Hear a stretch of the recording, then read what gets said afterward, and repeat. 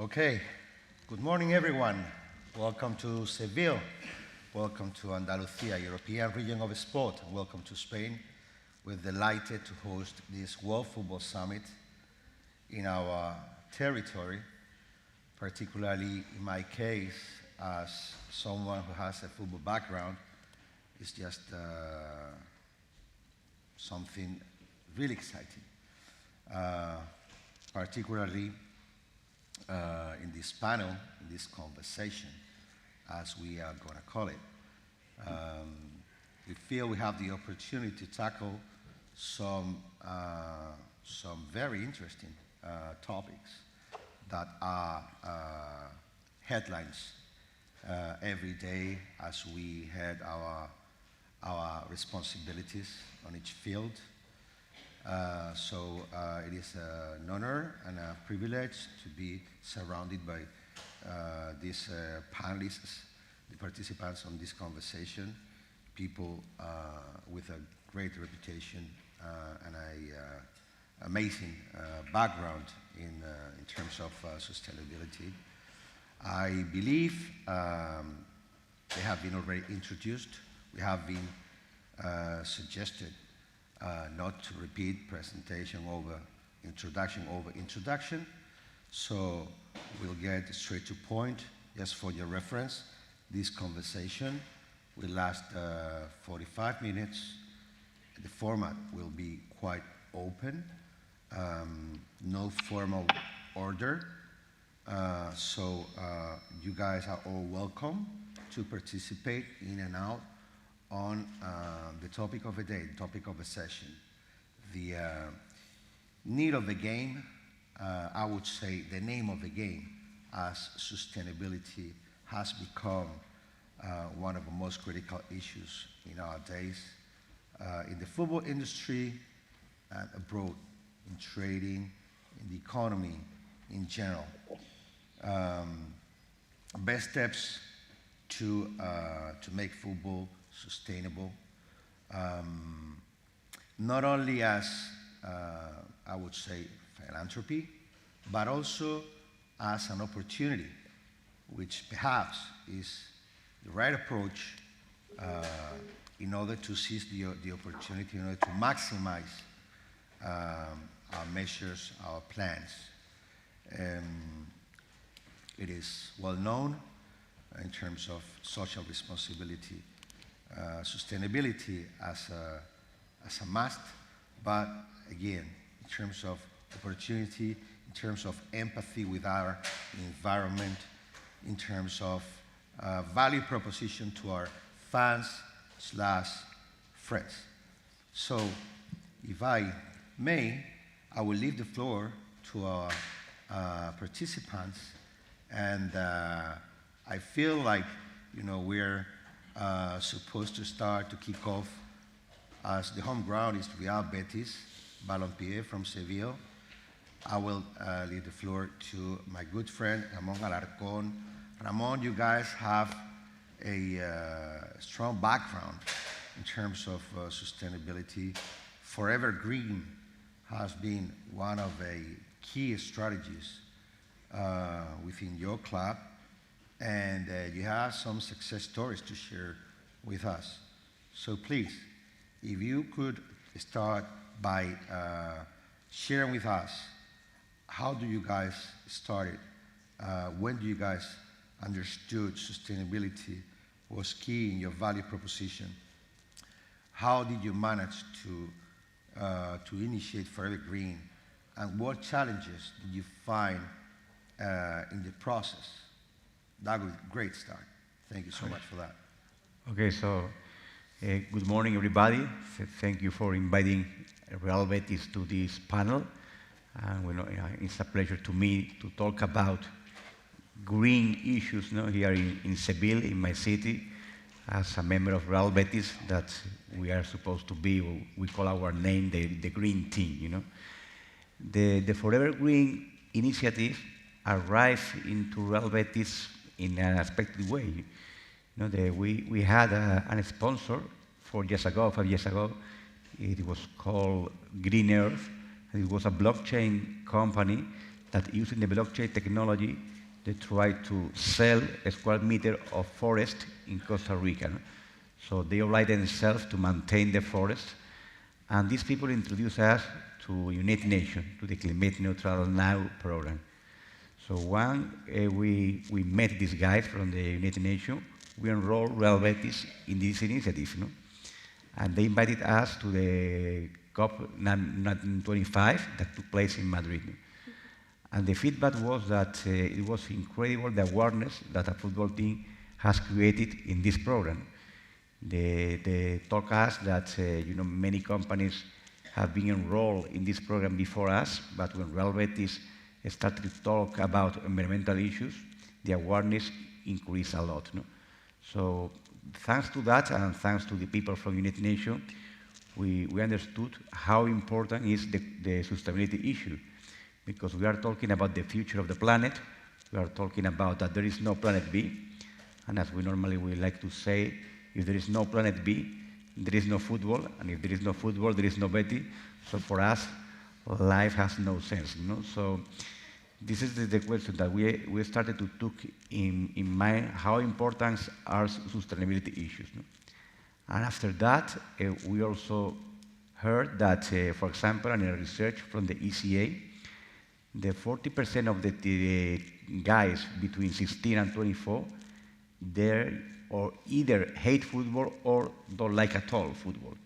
It means we have a challenge to arrive to this new target, that they are looking for new values, and environmental issues are in the top of mind of this target.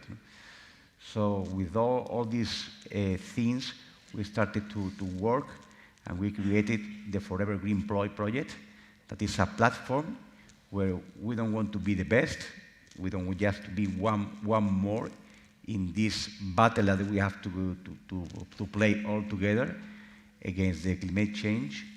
And in this platform, we invite other companies to do projects together, or also we try to do events, call to action events, just to promote and to use the potential that we have as a speaker to change the way that we behave in terms of sustainability. This is in a first introduction about what is Forever Green, the origins, and our challenges. Fantastic. Thank you so much, Ramon. Actually, you gave a great pass here because you mentioned blockchain within the process. And Magda from ClimateTrade, sorry, Anna Karen from ClimateTrade was explaining to us briefly how you guys manage to structure the interaction between companies in order to lessen the carbon footprint using blockchain. Sure. Could you please share with us? Yeah, actually, yeah. Blockchain is a tool that we think that it's a game changer in this case. What we are doing actually is about carbon offsetting. We have developed a marketplace, and we put in contact directly project developers worldwide that, let's say, offset or sell these credits in the platform with companies that want to offset their emissions or need, okay? So we introduced the blockchain because we wanted to provide transparency in this. I mean, in the traditional carbon markets, there were like a lack of transparency because there was the problem of double accounting, there was the problem of the fair price of the ton of CO2, and different things, no, that was a problem in the past. But with blockchain, we can, let's say, solve these problems. So that's why we apply blockchain in every single transaction. I mean, when a company wants to buy a carbon credit, we can prove that the money went to the source. That's fantastic. Thank you so much for sharing the experience. Talking about pioneering in sustainability, Udinese Calcio, a club that, if I may say, has always shined on the sporting perspective for taking smart decisions. Also on the business side of things, it is impressive. Dear Magda, querida Magda, you know, how you guys pioneered so many years ago. Please, could you tell us a little bit about your experience with Sport for Climate with the United Nations and, you know, Dacia Arena, you know, how you guys implement all these sustainability measures, you know, on a day by day? Primero, ¿funciona? ¿Sí? Sí. Buenos días, Sevilla, y gracias para invitarme. Nosotros, pues, me considero, tenemos muchos puntos en común también de lo que decía Ramón.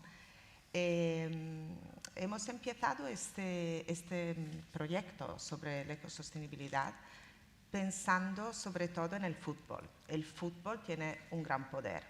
Entonces nosotros mismos al principio, casi cuando lanzamos este proyecto, era más que nada de marketing o de desarrollo de marca, y luego nos dimos cuenta de la importancia que el fútbol tiene para crear esta awareness. Y me acuerdo que fue hace 3 años con nuestro sponsor técnico, Macron, le dijimos, queremos una camiseta con todo material reciclado. Y claro, la primera impresión fue, ay, qué pesado, so it's gonna be very hard to, you know, to do this recycling shirt, because we want to, it's more expensive and it's going to be a very long process. But at the end, they say, okay, we are going to make it. And now what they are doing is they're doing a recycled jersey for all the teams they're sponsoring. So it's over 200 teams that are wearing recycled jerseys in the world. And I think this is the first message. If football can, and a small team like Udinese can push as a partner, a sponsor, to then give this message worldwide and be effective worldwide, I think this is one of the main strengths we had in our policy. And I think if I have to make, I think there are a couple of issues. One is to, as Ramon was saying, to follow and try to follow movements on eco-sustainabilities. One is, of course, United Nations. The other one now, UEFA, with the 4R issue. So the reuse, recycle, and you know, I think it's very important that you are pushed by these movements. And I think Udinese was very beneficial for us. And on the second place, I would say that to get your partners, your supporters, and give message to them, and to push them to be sustainable is the only way you can really be successful in this issue. And I think this is where we did it very well. As I said, with this technical sponsors, with you have to be lucky as well, because we have a very good partner in energy. So we were ready, we were able in the stadium to do a free CO to emission since the beginning. So, you know, there are all issues that you are very, very successful if your partners are there and they help you in this project. Great, thank you. Speaking of brands, 17 Sport, Francois Singer. Please, tell us a little bit. I mean, a company is so interesting that anchors its activity on sports, but with a value proposition, which is environmental outcomes. Again, as a value proposition differentiating from your competitors. Something special when you guys deal with brands, athletes, again, focusing on environmental outcomes, you're definitely making a difference. Please, could you share your experience with us, Francois? Yeah, sure. Thank you, José, and hello, nice to meet you all. I have a first question then to everyone. Who in this room have read the last IPCC report, the GIEC report in this room? Because it's quite interesting because, you know, Today we have to be aware of this climate change crisis we are facing on. The sport industry has an impact. The football industry has an impact. I would like to share a few figures with you. You know that the football industry emits 30 million tons of greenhouse gas emissions this year. This is the equivalent of the Denmark country. Also, the top 20 most famous players emit around 500 tons of carbon footprint also each year. So we have a massive impact. We have a huge impact, and the football industry has an impact on the global climate crisis. So at 17 Sport, you know, we know that. We are now considering the world's first impact company within the sport ecosystem, and we try to integrate sustainable strategy at the heart of the sports organization. Why? It's great to have a CSR department. It's great to have some communication around sustainability, but if it's not integrated, like in the Real Betis Civic Club, at the heart of the organization, it will be complicated to change. So the marketing department, the communication department, the players, the fan, every stakeholders, even the sponsors have to be involved on this subject. So we try to do that. We try to implement sustainable strategy with our partner Suez, which is a French worldwide utility company, to integrate sustainability at the heart of the business model of the clubs. This is really, really important, and for us, it's what defines us. It's also a level of business, because if you do that, your clubs will face new opportunities, you will retain talents, you will attract new sponsors, and you can see that today the sponsors are challenging the clubs. Can you show me as a club what you are doing in terms of sustainability? Can you show me what is your sustainable strategy? This is now a matter of business and of growth. So yeah, this is what we are doing, and this is our mission. We are a purpose-driven company. It's in our status, and we are here to face these issues and to bring some solutions. Great, thank you so much for that. You know, I have heard here some different words that, in my opinion, are very important in the topic of the panel, is the value of the sustainability for the brand and also for the sponsors. Okay, this is true. This is a great value, and now I have mentioned before, you know, that young people, that they are really focusing on new values. So it's very important for the target, so it's very important also for the sponsors. But it's true that there is another, you have to be careful about the greenwashing. Mm-hmm. The new generation, they really know what you are doing. So you have not just to say that you are green, you have to be green. But if you look to that, maybe you are not going to be 100% green. You have mentioned that football clubs, we are putting too many footprint on the air. No? But in my opinion, what you have to do is transparency. And this is where, for example, blockchain is really important. Because, for example, it's true in a football club, our biggest issue with the footprint is the flight charters. There has been a polemic with PSG recently, no?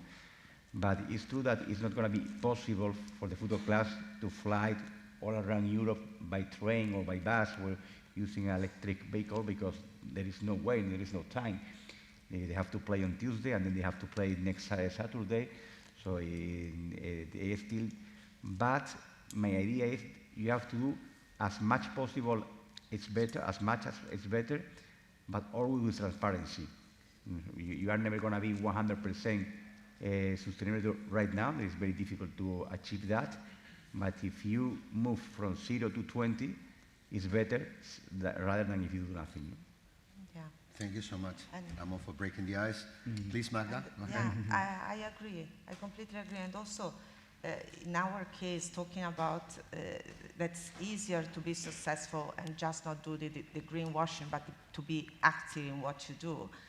For instance, we had, that was very helpful, we have an internal guideline for our suppliers and for our sponsors or partners. So they know that when approach the Udinese world, they should try to be green or to be sustainable as well. as far and as long as they can, of course. You can, as you said, it's impossible to do. But I think it's a way that, and then when you start talking, you start having the conversation, they said, oh, but what should we do? Well, there are different things you can do. And so it's a way to, I think, to give the message and to keep up with this, because when they enter the conversation and when they see the first slide, we are green, and this is what we want from our suppliers, and this is what we want from you, it makes them feel that they have to do something. Okay, so this is another way to get more people and more involved with that. Again, I agree, and it happened to me. You have to be careful and keep well separated the greenwashing issue from being actively green. And to tell you the truth, when I thought about, let's ask our technical partner to be green and to have this recycled jersey with 13, they use 13 PET bottles, it was really a marketing action. I didn't think really green at that moment. But now I'm so happy to see that it was a worldwide success and example. So I think we are now in this as well. We change, and now we are more really and actively green oriented. Actually, I'm agree with you, of course, but I think that it's not only about to do things with sense, it's also with criteria, because football is a power tool for everyone. Football is the sport more popular in the world. I mean, it's a way to communicate, it's a way to teach. I mean, it's a tool. We need to, the football in this case, need to take care how to do the things, no, in order to not only avoid greenwashing, do the things with criteria. Even in social, even I'm not talking about environmental, I'm talking about even social impact. That is really important also. And I just want to share. Francois. Yeah, I just want to share one last thing on this matter. Quickly, we are please, challenging. we need to introduce our other guest. Okay, then up in the cloud. Sorry about that. Please go ahead. Okay. Okay, thank you. I owe you one. No problem. We have another very interesting point of view here. We are delighted to have with us virtually or up in the cloud, as we could say, via Zoom. We have with us Dale Vince from Ecotricity, who is joining us. Thank you, Dale, for joining us. I hope you're hearing us clearly. Yes, I can hear you well. I hope you can hear me too. Thank you. Dale is founder of the global green energy movement that aims to end fossil fuels. Very large organization with a very important presence and a very important say on this one. So Dale, thank you for joining. What will you take on this one? We understand the work you guys do from a general perspective, but in relation to the football industry, how do you see the challenges? How do you see the opportunities? Please go cool. ahead. Thank you. Yeah, thank you. Look, it's a pleasure to be here, and I've really enjoyed listening to the conversation from the panel so far. I didn't realize there were so many other football clubs pursuing this green agenda quite so seriously, actually. I'm chairman of Forest Green Rovers, as well as founder of Ecotricity, and we're, according to FIFA and the UN, the greenest football club in the world. We got started in 2010, so 12 years ago. We're founding signatories of the UN Sport for Climate Action Program. I'm an ambassador for that program. And really, my journey in football began as an accident, a happy accident, rescuing my local football club from bankruptcy, and then suddenly finding myself confronted with a series of things done at the football club which were contrary to my values and the values of Ecotricity. And so we swiftly made a group of changes, realized that we would be building a green football club in the process, and that we would be taking our sustainability message to an entirely new audience, and one that stereotypically wouldn't be very receptive, right? We wouldn't be preaching to the choir. and that made it more appealing to us to do in any event. So we just set about making all of the changes. And our main focus is on energy, transport, and food. That's our work at Ecotricity. 80% of everybody's personal carbon footprint is in those three things: how you power yourself, how you travel, and what you eat. And it's the same for an organization of any size and for a football club. So we focused on those areas of change. We put in charging points for electric cars, solar panels on the roof to make our own energy. We turned the club vegan, and that was the thing that gained us the global infamy that we have as a football club, as a vegan football club. We've got other things too, like an organic football pitch. We capture the rain from under the pitch and use it again in a cycle of water. We've banned single-use plastics. We pioneered some new materials for shirts. We began with bamboo a few years ago, and then we introduced coffee grounds, shirts made out of coffee grounds a couple of years ago. And we have fun while we do this. And what we're trying to do is to show our fans that there is a different way to live, that actually there are all these things that we do that they could also do in part or in full. And we do this through the medium of football. And we obviously come together we have this common goal of supporting the club, this common mission of football, but we've made it a parallel mission of sustainability and football. We put them on an equal footing. So we never do anything on the football side that's contrary to the sustainability side. And a nice example for you.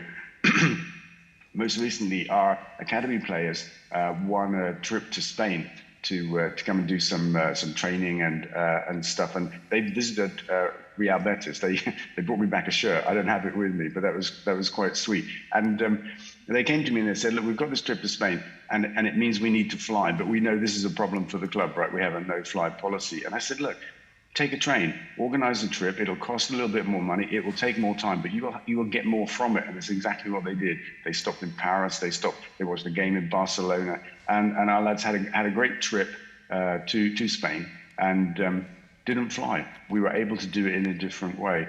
So for us, the environment is a core mission. Is what I live for.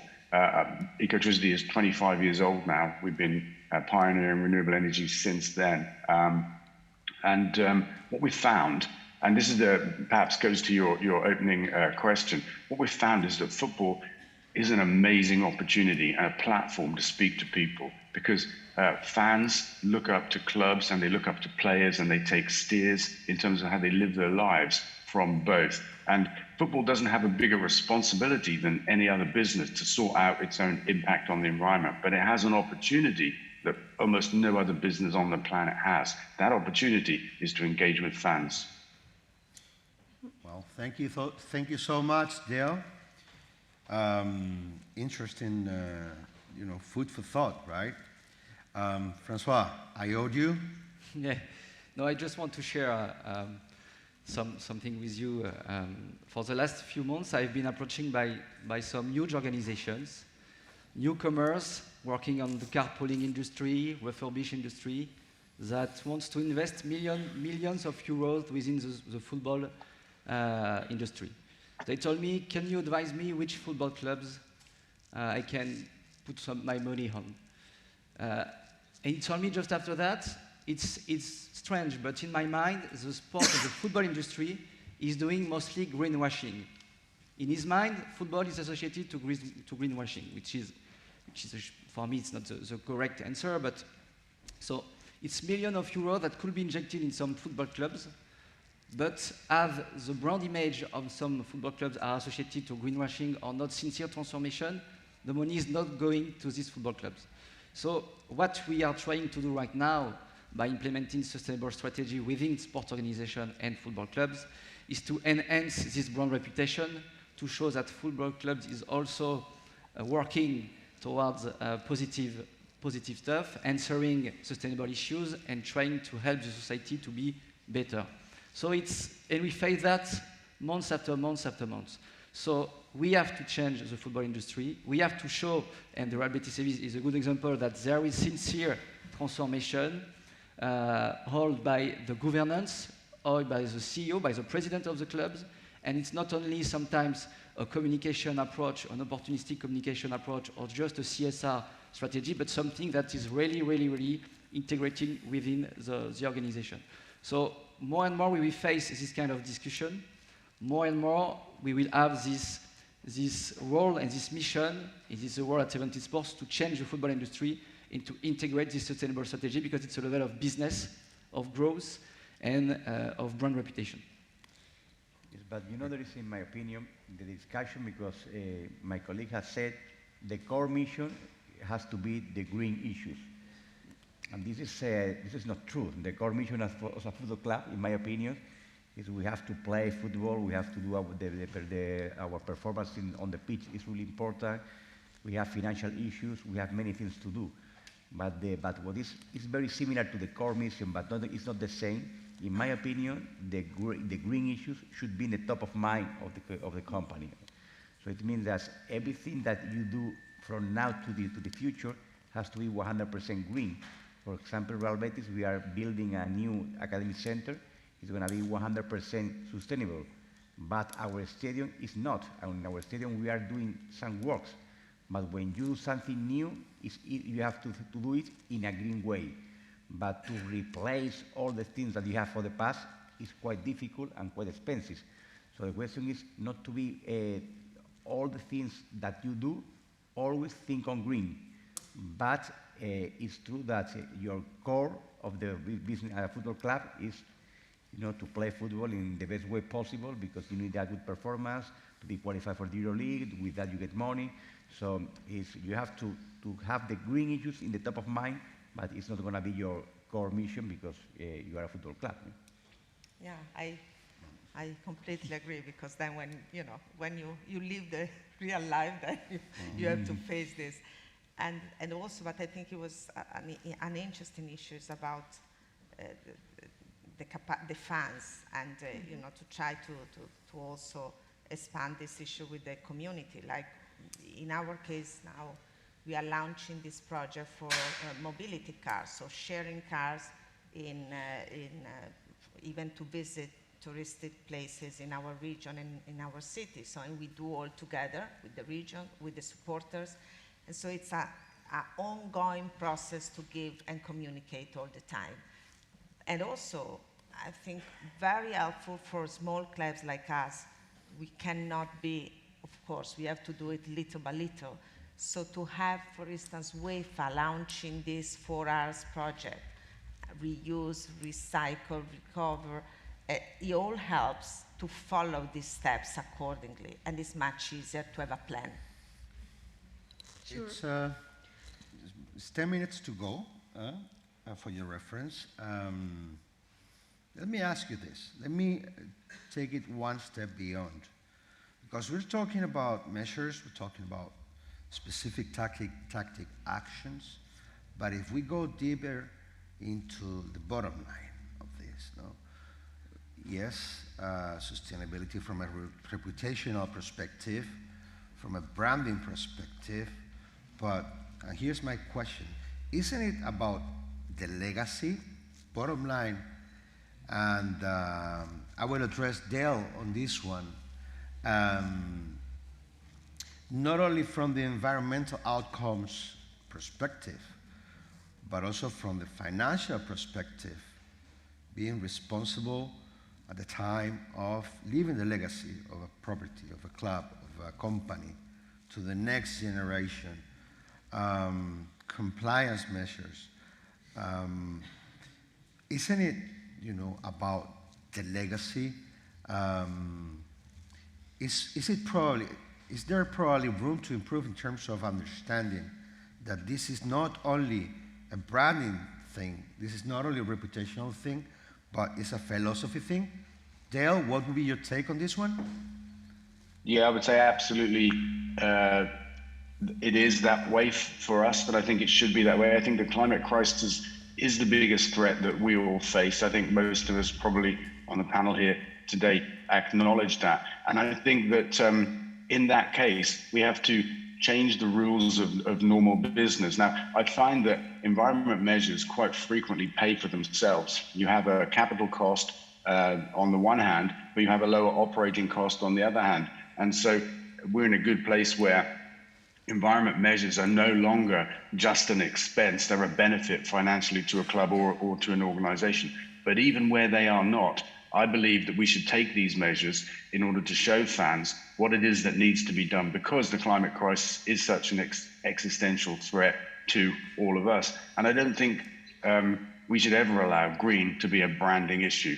It is a reputational issue, and that will knock on to brands and that kind of stuff. But if we come at it from a branding point of view, then I think we're in danger of not doing it properly. We need to make it a fundamental part of our mission, to accept the reality that the climate crisis is real and it's the biggest problem we all face. And we should all do whatever we can do to tackle that. And we have the means to do that as football clubs. We have the platform, we have access to an amount of money. We should spend our time and our resources and our energy in making a great example to our fans. Thank you, Dale. Anna Karen, please. Yeah, sure. I just want to add that it's a reflection, no? I mean, in order to, let's say, leave a legacy, first of all, we need to understand that legacy. And it's something like linked to what they say. The thing is that we need to understand first the activities of the club, the impact of the club, not in order to change it everything from one day to other. It's something that must be progressive, because the thing right now, the situation right now is awful. It's a catastrophic. So the thing is that we need to do it, start now, because we are late, do it progressively, but with knowledge. It's not about only reputation, branding. It's not about that. It's a mindset. It's something that the clubs have to take, and every single corporate person in the world need to have as a mindset, not like a policy, a mindset. Thank you. Francois, please. Yes, you are speaking about legacy. I want to share also one interesting figures. Last year, more than 200 sponsoring deals has been done with some organizations that has a high level of carbon emission. So you speak about legacy, but the football industry and the sport industry is still making some deals with high polluting organizations. So in terms of legacy, first we have to stop that and try to replace this organization by a more purposeful one. This could be a first interesting step. What we are also doing with our partner Suez, we are working on six streams. Implement a sustainable strategy, working on the biodiversity preservation. It's also the role of the football industry to work on this biodiversity preservation. And it's not to put a garden in the top of a roof. It's to work on the specific and dedicated long-term strategy. It's working on smooth mobility, etc., etc. So we organize a workshop in 30 minutes in the Praga room, if you want to join us, to speak around these topics and have more purpose, insight about it. Don't hesitate, and thank you, everyone. Merci beaucoup. Francois? I believe we're 2 minutes to time up, okay? So, okay, last word, very quickly, please, on this one. Are we facing a threat, only a threat, or also an opportunity? Quick one, please. I will start with Dale, as he's away. Dale, last one on this topic, please.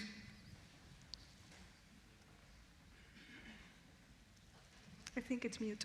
We don't hear you. My bad. right. I said I'll keep it short, thank you. I think threats are always opportunities, and they're very much the case that the climate crisis is an opportunity to change completely how we live, because in the process of tackling that, we can clean up the air that we breathe and the water that we drink and the land that we live on, and bring back biodiversity and all those great things. We can just change the way we live, and we have to fight the climate crisis, and that's a massive benefit. Threats are always opportunities, in my opinion. Okay, thank you so much, Dale. Magda, please. Very quickly. I think the way today, all we are doing, this is the real opportunity. I mean, to try to give the message and to have a fixed plan and to develop it, even if we can't do everything immediately, but this is the most important thing, to keep up with this awareness and to implement all our strategy, and it's the way to do that. Fantastic, grazie mille. my Ramon. opinion, of course, it's a threat because now the measures in climate issues are really, really bad. But also this threat should become an opportunity because if you do the things in the right way and you put in the mindset of your company, in the top of mind of your company, the green issues, you can become a great company, a great corporate institution, and you will get a lot of revenues and a lot of engagement with your fans. So it's a threat that if you work in the right way, it could become an opportunity. Muchas gracias, Ramón. François? Yeah, it's both. I think I share Ramon's point of view. It's a threat because, for instance, in the UK, half of the stadium in the next decade will face massive floodings. So you have to be prepared for that, and football industry has to change. And for sure, it's an opportunity on what we said during this panel. It's a new source of revenue. If you integrate a sustainability strategy, it's a long-term financial performance, brand differentiation, talent attraction and retention, enhance brand reputation, etc., etc. So integrate that. It's a massive opportunity for all the football clubs. Thank you so much. And I agree with Ana Karen. Ramon and with Francois. It's a threat, but if we manage properly, it's going to be a big opportunity. Fantastic. Thank you so much for this conversation. Great honor to be part of it. Thank you so much for attending and looking forward to have a great time with you guys here in Seville. Thank you. Thank you.